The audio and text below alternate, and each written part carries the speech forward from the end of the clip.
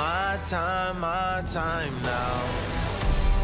My time, Insomniac's Marvel's Spider-Man Miles Morales, to give it its full title, is something I teased a while ago, and then tumbleweeds.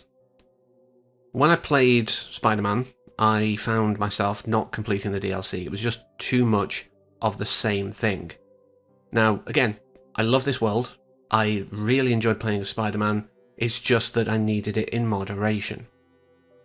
And so, I've still not played through the DLC. I've looked up stuff just to catch up. It's fine. I'm not worried.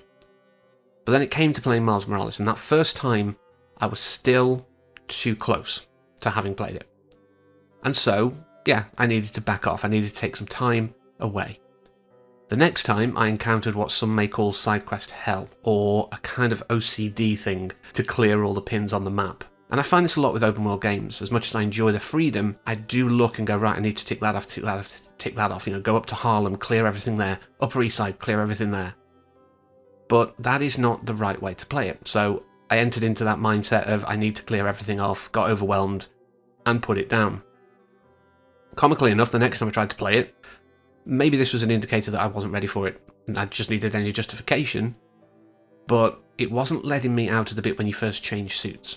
My controller was fine, it was a legitimate copy, I just couldn't get out of it, and I don't understand why that happened, but I just uninstalled, and didn't reinstall, to try and fix the problem. I was just like, nope, that's enough justification, like I say. So finally, a few weeks ago, I played through it, in its entirety. What happened in the interim is I saw, because I was like, I'm going to want to know the story before Spider-Man 2 is ported to PC at some point down the line, so I may as well watch a playthrough, then I'll get what's gone on. And I noticed something the person did. They played like Spider-Man. That sounds really, really obvious, but it didn't work in my brain, obviously, the first few times I tried to play it. And what I mean by that is, early on in the game, he gets this app created by his friend Ganke. And that gives people in New York a way to put up things they need help from Spider-Man with. So you go into the app, you find this, you go down. On the way you might find a crime happening, and maybe you'll go and intervene before you carry on your mission. That is how to play as Spider-Man. That is how it should be played, and I hate to use that phrase. That's why I paused. I think most games you can play however you want. There are certain things that you can do and it'll still be fine, as long as you're in the basic framework. But I think in some games there is a, if not right, let's rephrase this, a more optimal way to play for maximum enjoyment. And I think with Spider-Man it is to play as Spider-Man. It is a role-playing game of sorts. You are being Spider-Man. You do have some agency in how you do certain things, but the general core beats and how you interact with the world is as Spider-Man. So once I'd figured that out, and again, it's really obvious saying it out loud, I gained so much more enjoyment. I didn't feel like I was chasing down a map and ticking things off. I felt like I was being this, as far as he perceives himself, this interim Spider-Man, even though by the end of the game he realises that both Spider-Men are valid. Spider-Men? Sound off in the comments. Which one do you think is correct? Let's find this out. But still, yeah, it's such an enjoyable game.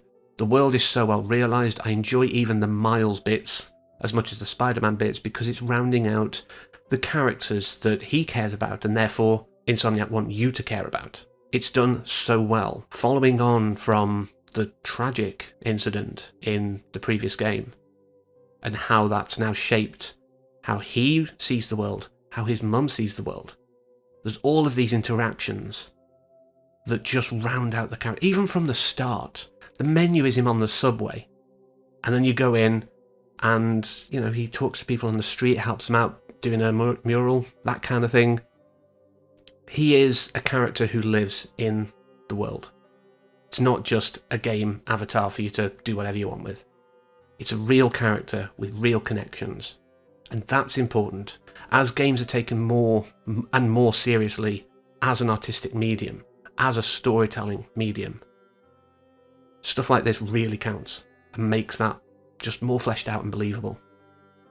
And before I wrap up, I do want to give a wonderful hat tip to the introduction of the character of Haley, who is a deaf person in this world, and I love it. The fact that Miles is learning ASL, I mean, if I were to learn sign language, and I think I do want to for various reasons I'm not going to go into here, I'm not going deaf or anything, don't worry.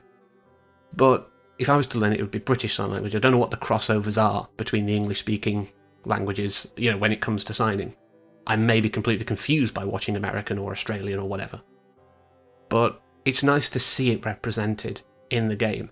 And from an accessibility standpoint, you can actually have the ASL narrated in case you don't want to just read the subtitles. If reading subtitles isn't something that you do very well, so you need everything audible, there's an accessibility feature in there. So not only are they including people who have hearing difficulties or complete lack, they're also catering to the other end of the spectrum, where perhaps you can't read very well for various reasons.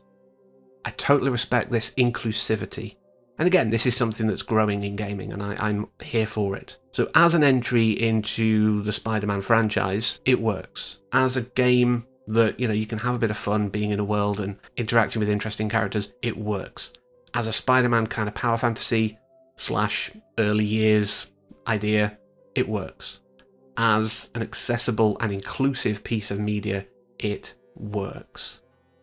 So yes, Spider-Man, Miles Morales, because I'm not using the rest of the title. But this game is great. I cannot wait for Spider-Man 2 to be ported to PC.